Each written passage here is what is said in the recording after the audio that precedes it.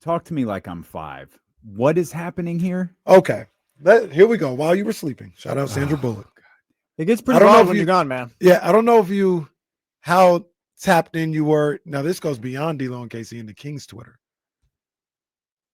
The Warriors, the people who reported on it. I think this was like that weekend.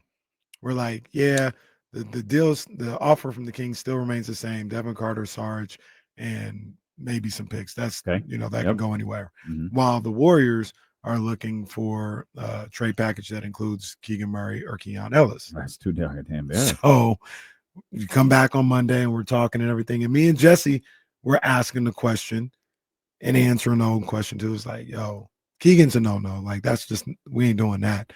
But like, would you? We talked about Keon Ellis. We did talk. We talked about him.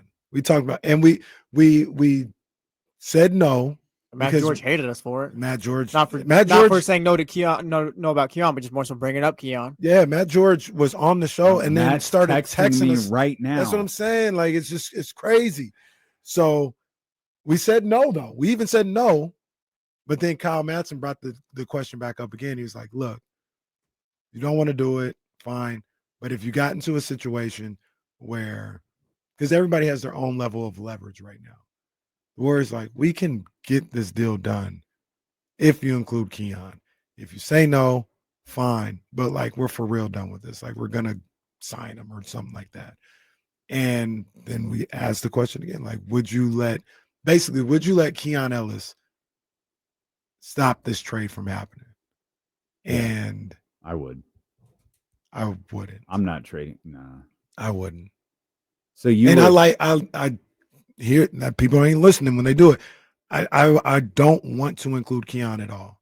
But if it got down to it, as like we're really about to be done with this whole thing, you can make the deal, include Keon instead of Devin. I wouldn't give them both, but instead of Devin, you could have Kuminga, sign him, do all this other stuff, or we walk away.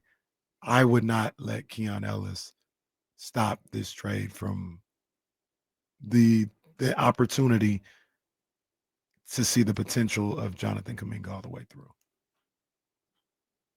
And that's kind of TC was just like, yeah, Devin's just as good as Keon, and I completely disagree. Like, I don't want to get like disrespectful or nothing like that, but Keon is way better than Devin Carter, in my opinion. Yeah, I'm with you in that regard. I don't think I'd be willing to lose Keon Ellis in a trade for Jonathan Kuminga. Now, I'm sorry, I got to give you more context. Okay. One of the things we also talked about, and this may change your perception, that's why I wanted to stop you. Mm-hmm.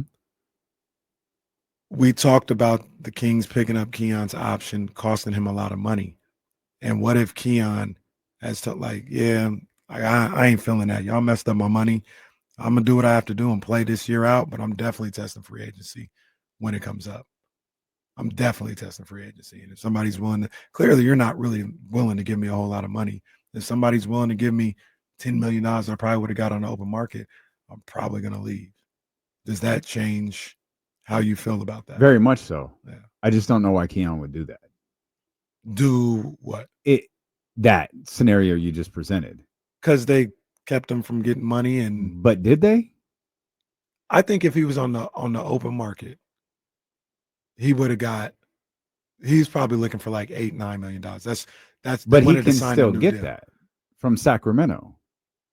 Yeah, it's a year later than he would want to get it. Yeah, but I don't believe that. I don't know. Mm-hmm.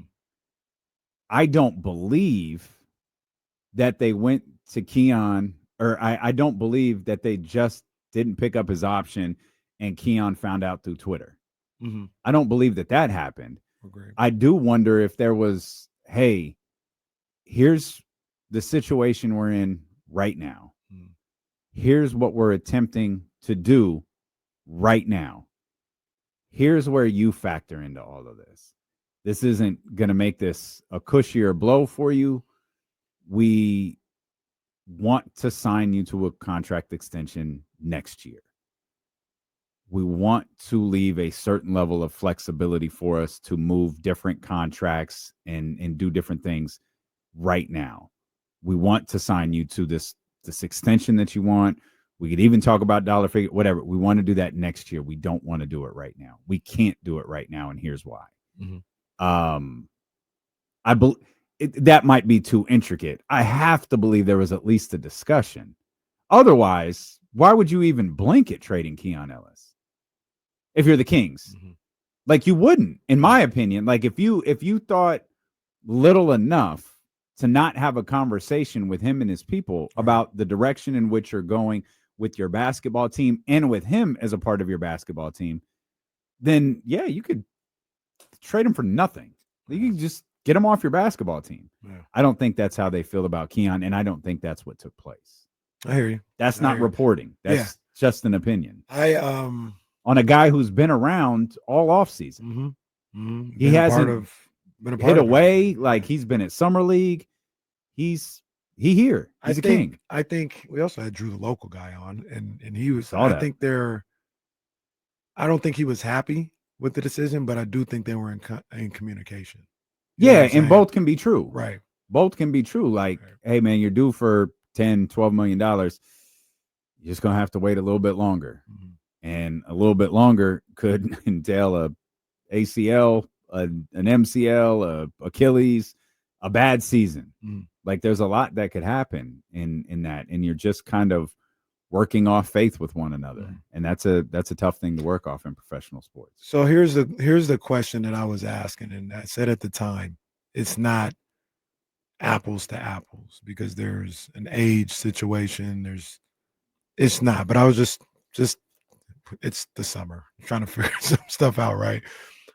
If the Utah Jazz said, hey, we miscalculated this Ace Bailey thing, Scott, we'll trade you Keon for Ace Bailey, would you take that? Yeah. Like, what would the miscalculation meaning? The relationship? We thought we could just draft him and he'd be happy here. We were wrong. We're gonna have to move him. Yeah. So I said, like, I know Ace is 19 and I know Jonathan Kuminga is 22, but what's the difference? If anything, you actually know more about Jonathan Kuminga, and like, you kind of understand what his floor probably is. And think a higher ceiling. No, it's debatable. It's debatable. I'm sorry. I did that wrong. I don't mean what I think or you think. You asked what would the difference be. Maybe they would think his ceiling is higher. Ace Bailey series potentially. Ceiling is higher. I even took the name out of it, and I was like, hey, Utah, the league is fixed. We were just guaranteed the third pick for next year. Would you just trade the third pick next year for Keon Ellis? Yes. You would take that.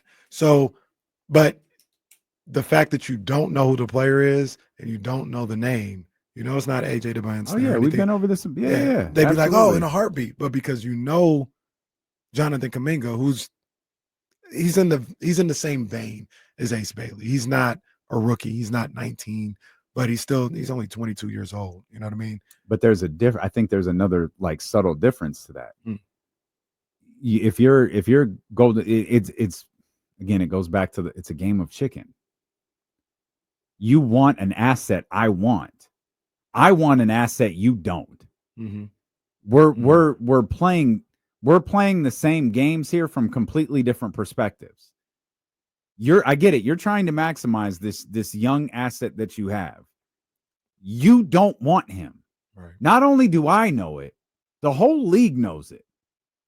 You've been pretty vocal about guys like Anthony Slater, Sam Amick, Marcus Thompson. They don't get this type of information regarding the Warriors' perspective on Jonathan Kuminga on accident. These are all well-connected and very established reporters. We all know. We know your playbook. So I will make you if you want to sign him, if you can throw your hands up. Ultimately, we could talk about there's so much conversation about leverage and all of this stuff. The ball's in Jonathan Kuminga's court to a certain degree also. And there's that qualifying offer. No, go ahead. I sign it right now. You can't trade me. You can't do nothing with me. You could sit me next year. The book on me has been written. I'm not going to be able to change anyone. I could go out and go for 40 next year per game. But if this team is a 40-win team while I'm doing, no one's going to care. They're going to think exactly the same way that they think about me today, 6 months from now. It's up to me to stay healthy. That's what this all boils down to. And that's and the same. Sorry. It reminds me of one thing I saw. Anthony Slater now of ESPN, right, is or say something. Oh yeah, no, Kuminga's been open to the Kings, and bro, you better, because you're not really in a position to be closed-minded to anything. I don't know what league you think you're negotiating in, right? But yeah, like if it's the Kings, if it's the Hornets, if it's the Utah Jazz, if your goal is to get paid and to get out of Golden State, you need to be open to anybody who's talking. Slater talked about how they actually met in Vegas for the first time. So Scott Perry, BJ Armstrong, and Kuminga, and it went well. To your point, that's where me and Jesse landed on, like, it doesn't feel like you have to do that because of the situation. So I try everything in the world not to give up Keon Ellis because I don't feel like I have to. That's not the market. But just for answering an argument's sake, like as much as I love Keon, I wouldn't, that opportunity, that chance, and it is a chance, it is a gamble with Jonathan Kuminga. The upside that he has, that's the type of move the Kings are looking for. That's the type of young player, young talent the Kings are looking for. If they tanked, they'd be looking for a Jonathan Kuminga. You got an opportunity to get that guy right here. And I wouldn't not do that. But isn't there still a question of, see, this line has become such a buzzword. Kings fan says on YouTube, Kings have all the leverage. Why would they cave? The Kings don't have leverage. The Warriors don't have leverage. I think everybody has their version of leverage. Yeah, the Warriors can just sign him. But Kuminga has to sign it. Right. But they can offer him something that will get him to sign if they want to.